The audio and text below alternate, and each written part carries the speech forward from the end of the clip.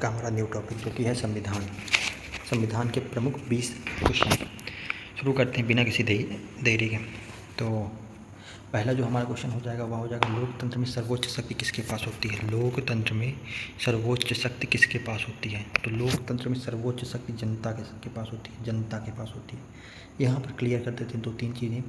यहाँ पर आधे लोग सोचेंगे कि लोकतंत्र में सर्वोच्च शक्ति राष्ट्रपति के पास होती है। जी नहीं। अगर क्वेश्चन ये आता है कि संविधान के अनुसार भारत का सबसे ऊपर या सबसे ऊपर वाला व्यक्ति कौन होता है, तो वह हो जाएगा राष्ट्रपति संविधान के अनुसार। अब वास्तविकता में अगर आता है तो वो हो जाएगा प्रधानमंत्री। लेकिन जो सर्वोच्च शक्ति जिसके अंदर में होती है, जो उन लोगों को चुनता है, वह होता है जनता। इसलिए जो सर्वोच्च शक्ति हो जाएगी वह जनता के हाथ में हो जाएगी। चलते हैं नेक्स्ट क्वेश्चन में। भारतीय संविधान कब लागू हुआ? भारतीय संविधान कब लागू हुआ? तो भारतीय संविधान हमारा लागू हुआ 26 जनवरी 1950 ईस्वी को। 26 जनवरी 1950 ईस्वी को। इसलिए 26 जनवरी को हम गणतंत्र दिवस के रूप में मनाते हैं। गणतंत्र, इस दिन हमारा देश पूर्ण रूप से स्वतंत्र हुआ, मतलब अपने देश का स्वयं का संविधान हुआ। ठीक है, नेक्स्ट क्वेश्चन की ओर चलते हैं। मतदान का अधिकार किस आयु में प्राप्त होता है? मतदान का अधिकार किस आयु में प्राप्त हो जाएगा? तो इसका उत्तर हो जाता है 18 वर्ष। ठीक है, यहाँ पर एक फैक्ट बताते हैं। 61वें संविधान संशोधन, 61वें कॉन्स्टिट्यूशन अमेंडमेंट, 61 कॉन्स्टिट्यूशन अमेंडमेंट से पहले यह आयु थी 21 वर्ष। 61 कॉन्स्टिट्यूशन अमेंडमेंट कब हुआ था? 1989। 1989 के बाद इस उम्र को घटा करके इस उम्र को कर दिया गया 18 वर्ष। ठीक है, यहाँ तक समझ में आया? कोई दिक्कत? चलिए नेक्स्ट क्वेश्चन पर चलते हैं। भारत का राष्ट्रीय प्रतीक क्या है? या तो ऑब्वियस ही क्वेश्चन है कि भारत का राष्ट्रीय प्रतीक अशोक स्तंभ है। राष्ट्रीय पुष्प कौन सा है? वह है कमल। राष्ट्रीय पुष्प कौन सा है? वह है कमल। ध्वज क्या है? वह है तिरंगा। और राष्ट्रीय पक्षी कौन सा है? वह है मोर। ठीक है, अगले क्वेश्चन को चलते हैं। संविधान का संरक्षक किसे माना जाता है? संविधान का संरक्षक किसे माना जाता है? संविधान का संरक्षक माना जाता है सर्वोच्च न्यायालय को। क्यों? क्योंकि अगर आपके मौलिक अधिकारों का हनन होता है तो सबसे पहले जो उसकी रक्षा करेगा या भारतीय संविधान की जो रक्षा करेगा वह करेगा सर्वोच्च न्यायालय। अब हालांकि ये बात अलग है कि अब कानून के माध्यम से सर्वोच्च न्यायालय के फैसले को भी चेंज कर दिया जाता है, तो वो अलग केस है। लेकिन संविधान का संरक्षक किसे माना जाता है? वह है सर्वोच्च न्यायालय। नेक्स्ट क्वेश्चन, भारत में कितने मौलिक अधिकार हैं? भारत में कितने मौलिक अधिकार हैं? इस क्वेश्चन को हम आराम से प्रेमपूर्वक समझेंगे। तो भारत में 6 मौलिक अधिकार हैं। पहले ये संख्या 7 होती थी, लेकिन अब यह संख्या 6 रह गई है। ठीक है, तो 6 मौलिक अधिकार कौन कौन से हैं इसके विषय में हम चर्चा करते हैं। तो नंबर 1 तो वह हो जाएगा समानता का मौलिक अधिकार। समानता का मौलिक अधिकार। ठीक है, इससे पहले हम एक चीज़ और डिस्कस कर लेते हैं। मौलिक अधिकार, मौलिक अधिकार का मतलब क्या होता है? मौलिक अधिकार का मतलब सरकार या जो भी शासन में उसके द्वारा जो हमें अधिकार दिए जाते हैं, हमारे ज़िंदगी जीने के लिए जो अति आवश्यक होते हैं, उसको हम बोलते हैं मौलिक अधिकार। मौलिक अधिकार भारतीय संविधान में अनुच्छेद कहाँ से लेकर कहाँ तक है? अनुच्छेद 12 से लेकर के 35 तक है। अनुच्छेद 12 से लेकर के 35 तक है। ठीक है,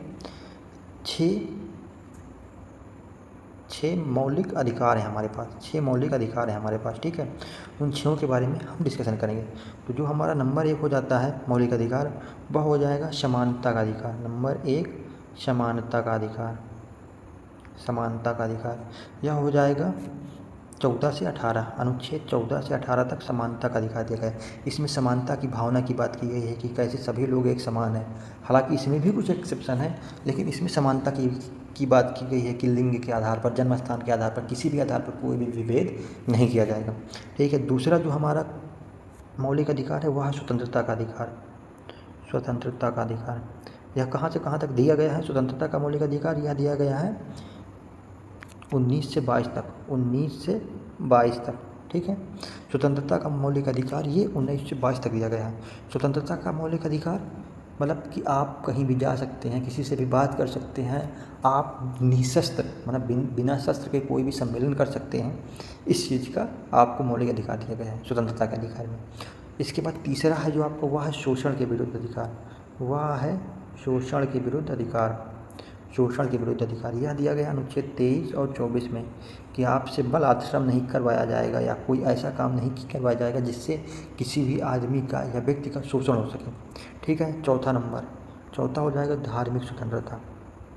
धार्मिक स्वतंत्रता, धार्मिक स्वतंत्रता। तो धार्मिक स्वतंत्रता अनुच्छेद 25 से 28 तक दी गई है, 25 से 28 तक दी गई है। इसमें धर्म का पालन किस हिसाब से करना है, सभी लोग अपने धर्म के अनुसार अपने धर्म का पालन कर सकते हैं, इसका आपको मौलिक अधिकार दिया गया है। ठीक है, पाँचवा नंबर, अपना जो पाँचवा नंबर हो जाएगा सांस्कृतिक व शिक्षा का अधिकार। संस्कृति व शिक्षा का अधिकार, व शिक्षा का अधिकार। ठीक है, यह कहाँ से कहाँ तक है, 29 और 30 में सांस्कृतिक व शिक्षा का अधिकार दिया गया है। ठीक है, जो हमारा नेक्स्ट क्वेश्चन है वह है संवैधानिक उपचारों का अधिकार। वह है संवैधानिक उपचारों का अधिकार, संवैधानिक उपचारों, यह दिया गया है अनुच्छेद 32 में, अनुच्छेद 32 में। ठीक है, चलिए इसी के साथ नेक्स्ट क्वेश्चन की ओर बढ़ते हैं। और जो हमारा नेक्स्ट क्वेश्चन हो जाएगा वह है लोकसभा के सदस्य सीधे किसके द्वारा चुने जाते हैं। लोकसभा के अध्यक्ष सीधे किसके द्वारा चुने जाते हैं, तो लोकसभा के अध्यक्ष सीधे जनता के द्वारा चुने जाते हैं। तो लोकसभा में जो हम सांसदों को चुन करके भेजते हैं उन्हें बोलते हैं लोकसभा के सदस्य। तो उनको कौन से लोग चुनते हैं, हम ही लोग चुनते हैं। ठीक है, भारत का राष्ट्रगान किसने लिखा था, नेक्स्ट क्वेश्चन है भारत का राष्ट्रगान किसने लिखा था, तो इसका सही उत्तर हो जाएगा रविंद्रनाथ टैगोर जी। रविंद्रनाथ टैगोर जी ने भारत का संविधान लिखा था। ठीक है, नेक्स्ट क्वेश्चन, पंचायती राज व्यवस्था कितने स्तरों की होती है, तो पंचायती राज व्यवस्था अपनी 3 स्तरों की होती है। ठीक है, नेक्स्ट क्वेश्चन की ओर चलते हैं। भारत का राष्ट्रीय पशु कौन है, ये तो बहुत ही सिंपल क्वेश्चन आ गया है। तो भारत का जो राष्ट्रीय पशु हो जाएगा वह हो जाएगा बाघ। मैंने आपको पुष्प और पक्षी पहले ही बता दी, पुष्प है कमल, पक्षी है मोर। ठीक है, नेक्स्ट क्वेश्चन की ओर चलते हैं। राज्यसभा का पदेन सभापति कौन होता है, राज्यसभा का पदेन सभापति कौन होता है, तो वो हो जाएगा आपका उपराष्ट्रपति। यह राज्यसभा का पदेन सभापति होते हैं, मतलब राज्यसभा में जो भी कार्रवाई होती है वह राष्ट्रपति के द्वारा की जाती है। ठीक है, तो एक क्वेश्चन और यहाँ पर बनता है कि लोकसभा का पदेन सभापति कौन होता है, तो वहाँ पर लोकसभा अध्यक्ष का चुनाव होता है, वही लोकसभा का पदेन सभापति होता है। ठीक है, नेक्स्ट क्वेश्चन की ओर चलते हैं। मौलिक कर्तव्यों को संविधान में कब जोड़ा गया, तो मौलिक कर्तव्यों को संविधान में कब जोड़ा गया, इसका सही उत्तर हो जाएगा 42वां संविधान संशोधन। 42वां संविधान संशोधन 1976 ईस्वी में, 1976 ईस्वी में, 1976 ईस्वी में जोड़ा गया। इसी के साथ प्रस्तावना में जो है अपने समाजवादी, धर्मनिरपेक्ष और अखंडता नामक शब्दों को भी जोड़ा गया। ठीक है, मौलिक कर्तव्यों को संविधान में कब जोड़ा गया, 42वें संविधान संशोधन 1976 के द्वारा जोड़ा गया। और इसी संविधान संशोधन में प्रस्तावना में समाजवादी, अखंडता और धर्मनिरपेक्ष जैसे शब्दों का प्रयोग किया गया। इसके बाद नेक्स्ट क्वेश्चन है भारत का राष्ट्रीय ध्वज किन रंगों से बना है, कितने रंगों से बना है, तो भारत का भारत का जो राष्ट्रीय ध्वज है वह 3 रंगों से मिलकर के बना है। ऊपर हो जाएगा, सबसे पहले हो जाएगा आपका केसरिया, फिर सफ़ेद, फिर हरा, और बीच में गोला नीले रंग का। इसमें कितनी तीलियाँ होती हैं, 24 तीलियाँ होती हैं। 24 तीलियाँ किस चीज़ के प्रतीक हैं, 24 घंटों का प्रतीक है, जो कि हमें ये आश्वासन देती है कि हमें 24 घंटे काम करते रहना है। आपका हरा रंग ग्रीनरी का प्रतीक है, सफ़ेद शांति का प्रतीक है, केसरिया उन्नति का प्रतीक है।